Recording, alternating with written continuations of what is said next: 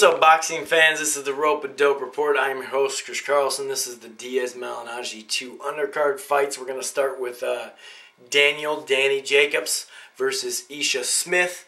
I thought in the first 4 rounds, Ishe Smith just didn't work hard enough. I believe I gave him the second round. I'm not totally sure on that. But overall, Jacobs just outworked him.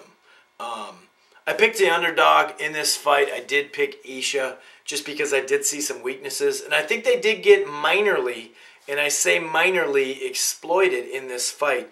First of all, Jacobs is open for a left hand all day. I mean, it gets to the point where Jacobs could be in the audience watching a fight.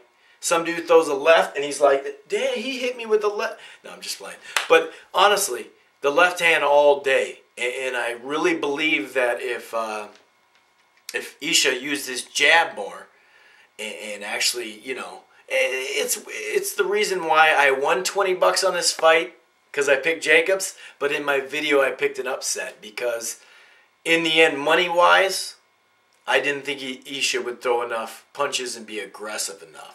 You could tell when he'd win a round and give Jacobs plenty of trouble, but Ishe's not necessarily a guy that's going to hunt you down.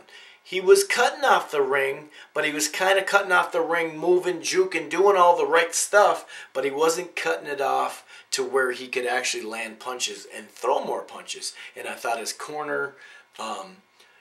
I thought his corner was telling him what to do. He just wasn't doing it. He'd come out and have a good round, then he'd have 2 bad rounds. But in the end, Jacobs, he showed good lateral movement. Once again, like I said, he gets stuck on the rope too many times. His defense is not even near championship level. So I think that's a big problem, and he's definitely got to have a couple more veteran fights like this because he did outweigh... at least by 10 to 15 pounds, I believe it was 10 pounds or something like that. He outweighed Smith in the fight. But I did like how, he wanted to fight. And we got to see a lot of people were talking about Jacobs' power. And tonight we showed that he really doesn't have a ton of power. He's got speed, athleticism, and good lateral movement. But, he didn't show that great of athleticism and smart athleticism. You know what I mean? He got in the rope too many times. I did think, what was it, 7th, 8th, in the 7th and 8th round, he did just outwork him. Obviously, he outworked him the whole fight. He threw a bunch of punches, and he started mixing up his punches. He started getting back to the jab and the 1-2 and the 1-2, and actually started going to the body, and that's another thing. Jacobs needed to go to the body. But anyway, he did win the fight and looked good, looked okay, and looked shaky. It was a good test for him, though. So I'm glad that he passed the test, Jacobs. And like I said on my video, I'm not going to run from anything. I picked Ishe as an upset, as an underdog, but I won $20 because of Jacobs, And even though I thought maybe the scorecards would go to Jacobs in a tight fight anyway. But he did win this fight.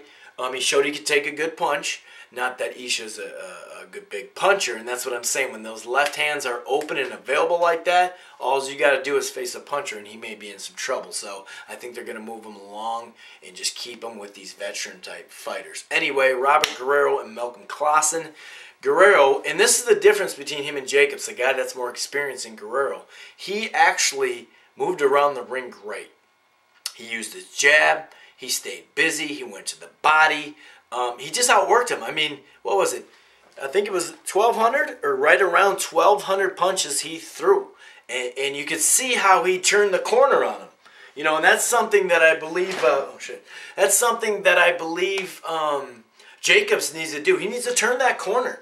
If he's going to lateral movement and a guy's on the inside, turn. Don't get stuck in that rope, And only a couple times Guerrero got stuck in the rope. I thought Guerrero really fought a smart fight. He was going against a really tough guy in Clausen. Very good, tough veteran. Very tough, good, solid veteran. And I thought he fought a great fight. He mixed up his punches, whatever was there. Clausen's tough to hit, but he kept going to the body, kept just moving and throwing punches. And, he got hit plenty, I mean, that's how it happens. He gets cut. Guerrero got cut with a good cut. And, that stuff happens. But I would like to say either way, Jacobs and Guerrero, the Golden Boy prospects, did win tonight. Along with Diaz. He's not a prospect, he's a full-on champion. And those are bad scorecards, so I got a video for that. Anyway, this has been the Rope and Dope Report. I thought Clausen fought a good, complete fight, and actually one of his better, more complete type fights. And I wouldn't doubt if you see these two in the ring together, and I'm talking about Robert Guerrero and Juan Diaz as a great fight right there in Houston. Anyway, this has been the Rope and Dope Report. I'm your host, Chris Carlson. Peace.